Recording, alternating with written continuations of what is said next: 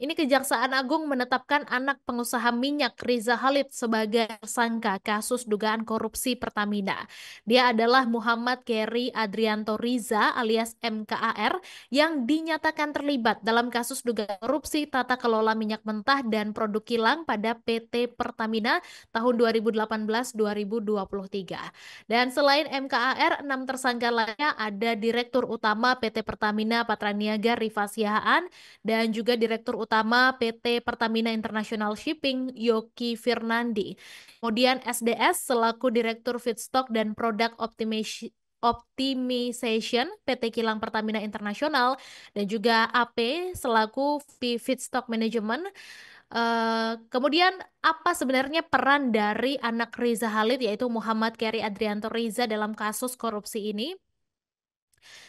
Jadi Kejagung ini menetapkan 7 tersangka dalam kasus dugaan korupsi PT Pertamina Patraniaga yang merugikan negara sebesar 193,7 triliun rupiah pada Senin 24 Februari kemarin. Di mana para tersangka ini saat ini ditahan Kejagung selama 20 hari depan untuk proses pemeriksaan lebih lanjut begitu. Dan Direktur Penyidikan Jaksa Agung Muda Bidang Tindak Pidana Khusus Abdul Kohar mengungkapkan peran MKAR selaku tersangka dugaan korupsi minyak mentah Pertamina.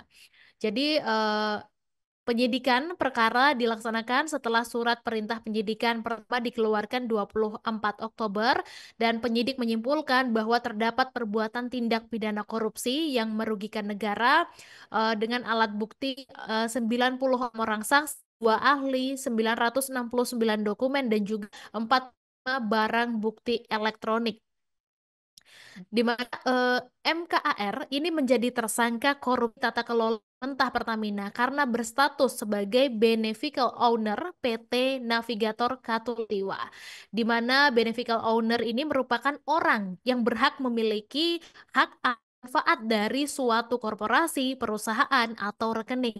Dan MKAR ini kini ditahan di Rumah Tahanan Negara Salemba, Cabang Kejaksaan Agung pada tanggal 24 Februari 2025. Dan Tribuners, anak Riza Khalid tersebut menjadi salah satu daftar mitra usaha terseleksi atau broker yang bermuat jahat dengan pejabat Pertamina. Jadi pejabat Pertamina ini mengadakan tender yang memenangkan broker minyak mentah dan produk kilang tertentu untuk memenuhi kebutuhan dalam negeri. Kemudian 3 pihak swasta ini mendapat persetujuan untuk melakukan impor. Dan tersangka ini diketahui mencampur produk kilang RON 90 menjadi RON 92. Dan pada saat pengadaan impor diketahui terdapat markup kontrak pengiriman.